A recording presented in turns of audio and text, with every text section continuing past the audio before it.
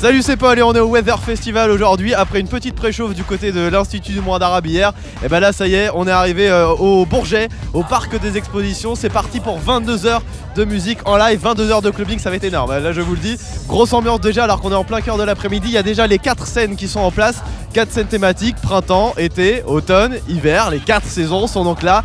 Et 22 heures de musique, c'est beaucoup de DJ qu'on va avoir la chance de retrouver aujourd'hui.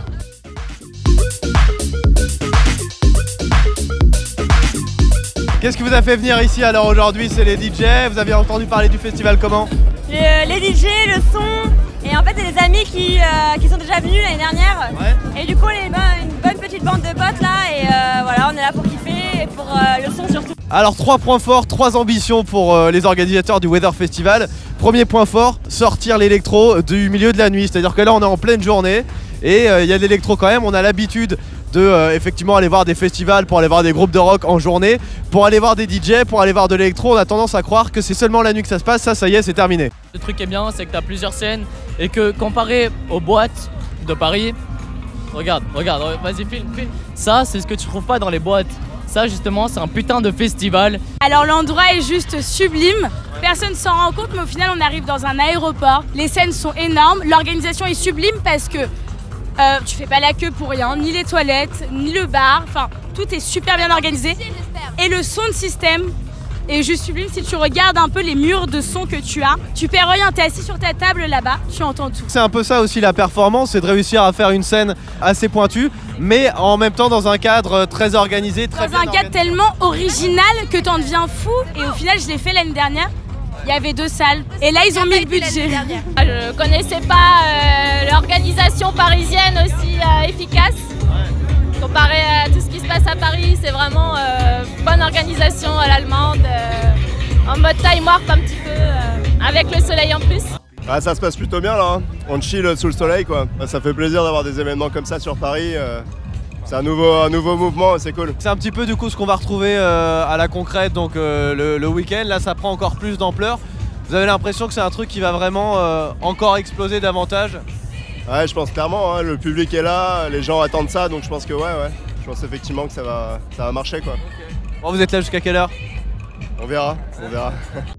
Le deuxième point, sortir la musique électro et le clubbing, bien sûr des frontières de la capitale. C'était quasiment inimaginable il y a quelques années encore d'organiser des événements de l'autre côté du périph'. Alors ça y est, maintenant ça a beaucoup changé. Il y a déjà beaucoup d'événements qui se passent en dehors de Paris même. Et là encore, on en a la preuve aujourd'hui. Ça ne dérange pas du tout le public clubbing de venir ici et de faire quelques kilomètres. Et c'est super agréable avec le temps qu'on a aujourd'hui. On a encore plus l'impression d'être en vacances ici que si on était resté bien sûr à Paris. Venir un peu loin, ça nous permet d'avoir une soirée hors du commun, plutôt que les soirées parisiennes un peu bobo, un peu chic. Là on est dans un truc complètement incroyable et un peu intemporel. Tout le monde est là, tout le monde passe un bon moment et c'est ça qu'on veut. C'est très sympa, très grand, on est à côté des avions et tout, c'est magique.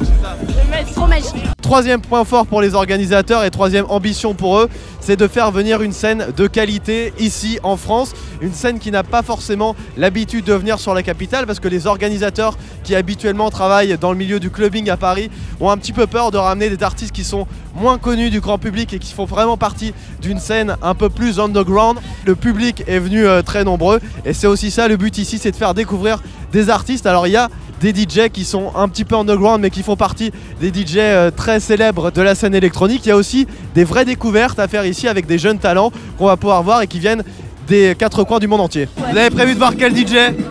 Tous. Ouais. Ricardo. On attend Ricardo surtout. En vrai on connaît quelques DJ mais pas plus que ça, et du coup on s'est dit c'est juste l'ambiance du Weather qui veut qu'on soit là en fait. Villalobos, Ben Clock, Villalobos, après t'as Len Faki, tout ça, tu vois, tous les meilleurs. Je suis venue kiffer et j'attends beaucoup Villalobos à 20h et Sonia Mounir qui passe juste derrière, que j'ai découvert à la Time Warp cette année. Et voilà, Ben Clock aussi. Du coup t'es là une très grande partie de la nuit, voire jusqu'à demain matin 10h? À la base non, mais il y a des chances que je me laisse engrainer un petit peu. On verra. À la base je suis venu voir Derek May mais passe à 8h du mat, donc ça va pas être facile. Il va falloir tenir, ouais. Il va falloir tenir. Mais sinon il y a Marcel Detman, Ben Clock, Villalobos. J'ai fait des festivals de ouf, je suis partie au Bergen, à Berlin, machin, et franchement je suis fière d'être française et de faire le Weather. Et j'espère que tout le monde est là pour bien représenter le truc et tout le monde est heureux, donc voilà. Je pense que maintenant c'est évident que tout le monde est prêt à franchir le périph', à aller plus loin pour aller dans des endroits comme ça. Et puis même tu dis que les gens ils bougent, hein. Les gens qui aiment le son ils bougent, ils voyagent. Le moins des choses c'est de venir au Weather, tu vois, pour représenter le truc.